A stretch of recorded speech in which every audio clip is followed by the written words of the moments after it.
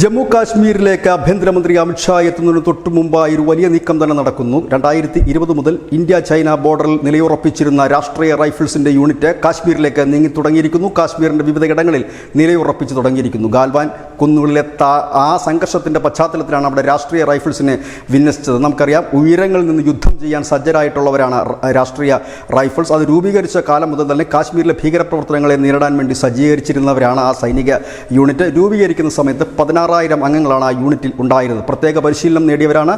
പർവ്വത പ്രദേശങ്ങളിലും മറ്റും ഉയർന്ന തലത്തിൽ നിന്നും യുദ്ധം ചെയ്യാൻ സജ്ജരാണ്. ഏതായാലും അതിർത്തി അശാന്തമായി പോകുന്ന ഈ ഒരു സാഹചര്യത്തിലാണ് ഇപ്പോൾ ഇത്തരത്തിലൊരു നീക്കം. മുമ്പ് ഇന്ത്യയിൽ, പ്രത്യേകിച്ച് കാശ്മീരിൽ ഭീകരപ്രവർത്തനം ശക്തമായിരുന്ന സമയത്ത് പീർപ്പഞ്ചൽ മേഖലയിൽ രാഷ്ട്രീയ റൈഫിൾസ് ആയിരുന്നു തീവ്രവാദികളെ നേരിട്ടിരുന്നത്. ഇപ്പോൾ ഇവരെ പൂഞ്ച്, രജൗരി, ദോഡ, കത്വ എന്നിവിടങ്ങളിലേക്ക് വിന്യസിച്ചിരിക്കുന്നു. ഒഫീഷ്യലായി കിട്ടുന്ന മറുപടി കാശ്മീരിലെ സുരക്ഷ മുൻനിർത്തിയാണ് ഇവരെ വിന്യസിക്കുന്നതെന്നാണ്. പക്ഷേ കഴിഞ്ഞ കുറേ ദിവസങ്ങളായി അതിർത്തി അശാന്തമാണ്.